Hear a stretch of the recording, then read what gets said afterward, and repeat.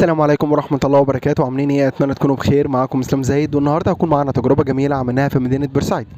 المكان اللي احنا هنتكلم عليه النهارده اسمه فندق ماروما بورسعيد ريزورت بيتش. ده فندق بصراحة ممتاز، التقييم بتاعه معدي 8.5 على موقع بوكينج. المكان بصراحة موفر لك كافة الخدمات اللي انت محتاجها، من حيث الخدمة، النظافة، الموقع، طريقة التعامل، الخدمات الموجودة هناك فيها كل حاجة انت محتاجها. اولا هو بالنسبه للموقع بتاعه هو موجود في شارع اسمه زعيم غندي، ده متفرع من شارع اسمه عاطف السادات، ده قبل مسجد الشاطئ على طول في مدينه بورسعيد.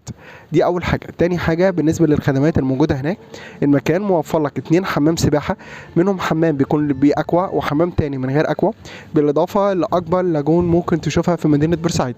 بحيره صناعيه كامله فيها كل الخدمات اللي انت محتاجها.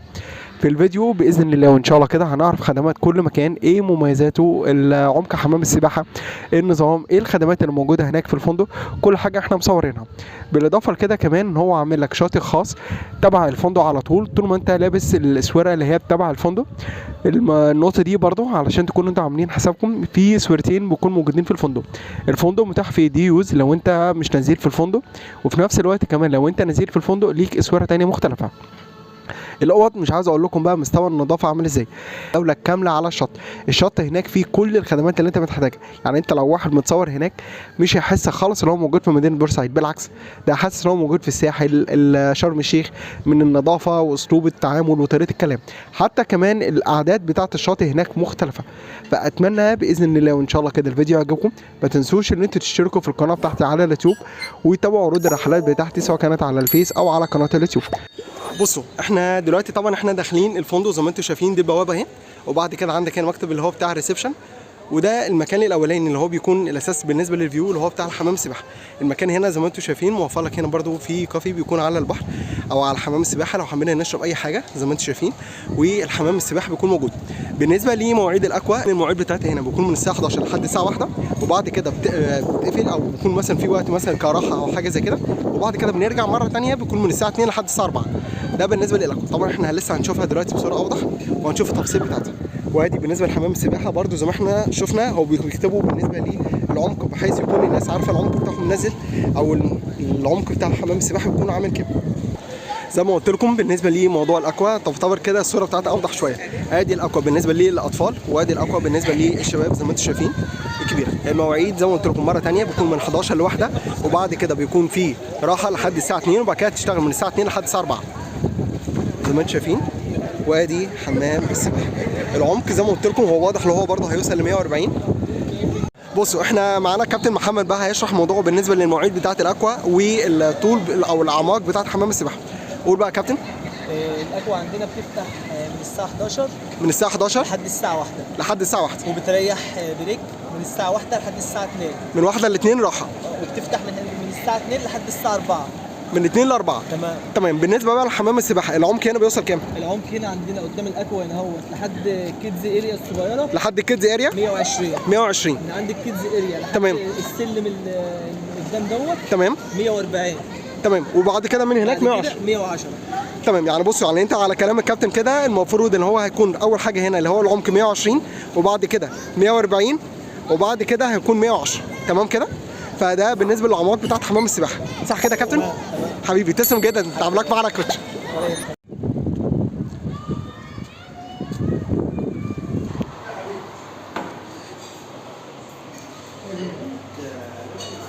المطعم في فندق ماروما موجود في العين السخنه، موجود في بورسعيد.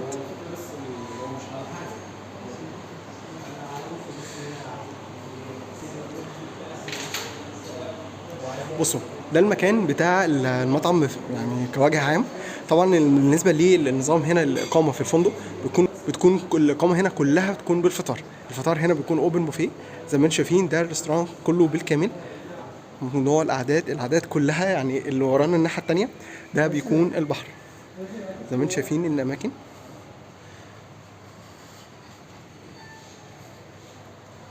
المكان متقسم قعدتين، في قعده اللي هي اللي فوق، ودي القعده اللي تحت الخاصه بالمطعم. طبعا في باب تاني احنا ممكن نخرج منه، بس احنا هنخش من باب او هنخرج من الباب اللي احنا كنا فيه زي ما انتم شايفين.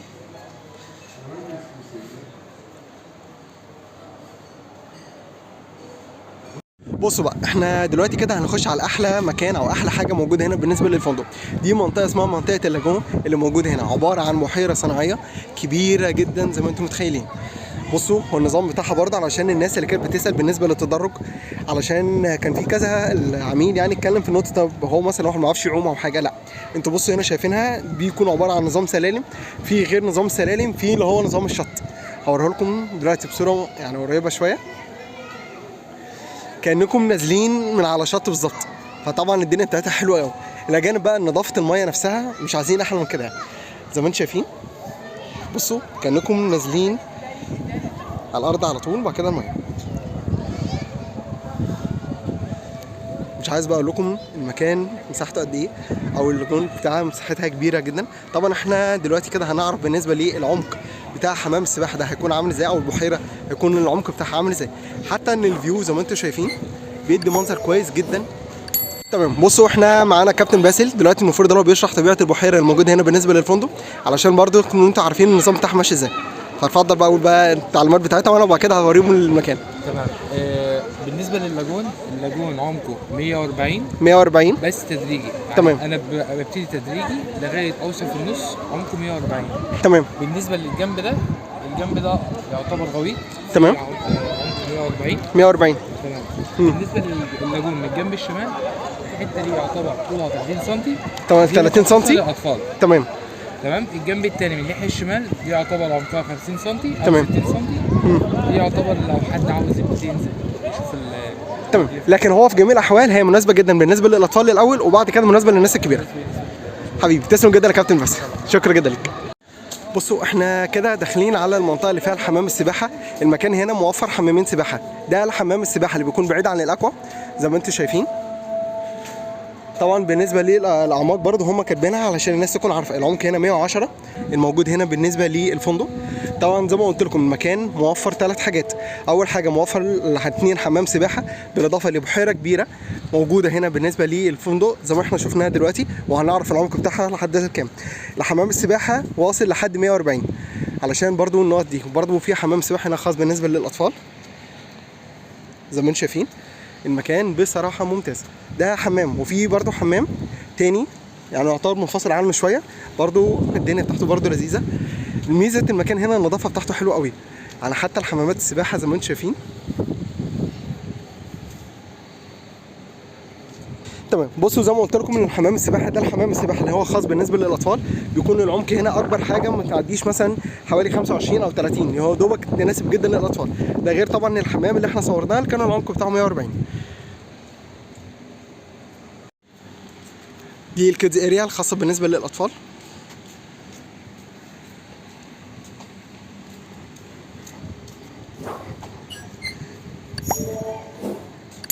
زي ما انتم شايفين دي المنطقه اللي هي الخاصه بالنسبه للاطفال اللي موجوده هنا بالنسبه للفندق. انا حبيت برضه ان انا اصورها لكم كلها من كامل.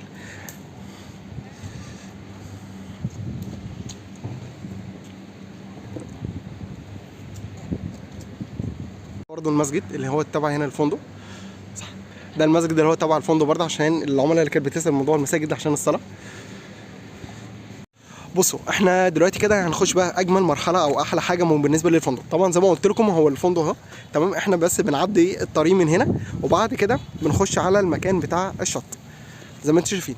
في بس نقطه كنت حابب اقول لكم عليها، ان هو لما انت مثلا لو مش جست تبع الفندق وحبيت تخش الشط هنا بيكون ليها رسوم خاصه، وبيكون ليك اسوار انت بتلبسها بيكون لها لون مختلف عن اللون الخاص بالنسبه للفندق.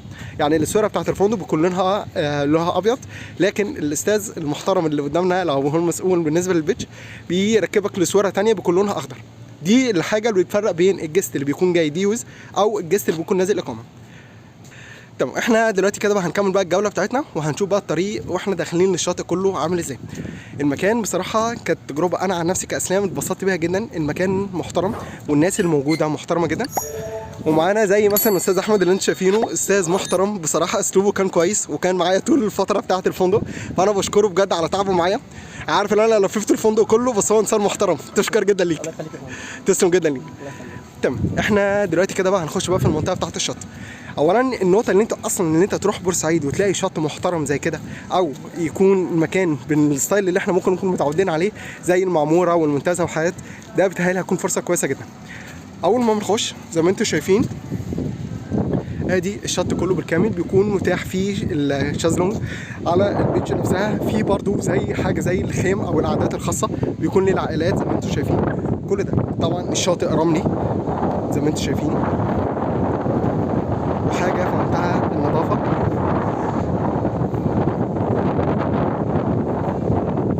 ادي فكره بالنسبه للشط، حاجه كويسه جدا. طبعا في مكان هنا بالنسبه للمشروبات لو حبينا ناخد اي حاجه، في برضو متاح بالنسبه برضو للاتشاش والقعدات زي ما انتم شايفين. قعدات انت عندك هنا نظام كلها بنظام اما بالترابيزات او الجلسات الخاصه، وفي عندك هنا نظام الشازلونج زي ما قلت لكم.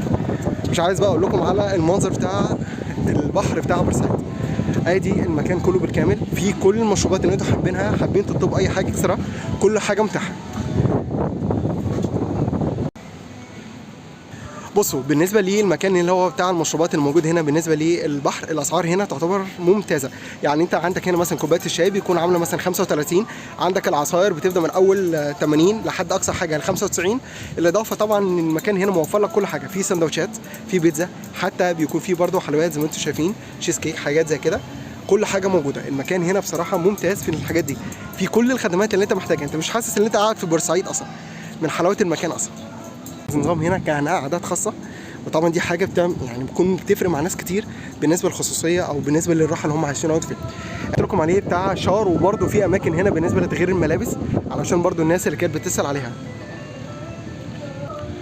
تمام زي ما انتم شايفين دي الاماكن هي بتاعت الاتشاش اللي انت تمام. وفي عندكم اماكن هي بالنسبه لتغيير الملابس بالنسبه للرجاله والسيدات زي ما انتم شايفين. يعني هو شط بصراحه مظبط لكم كل حاجه، حتى اماكن التغيير، وعندك هنا بالنسبه للشاش، وادي القعدات بتاعه البحر.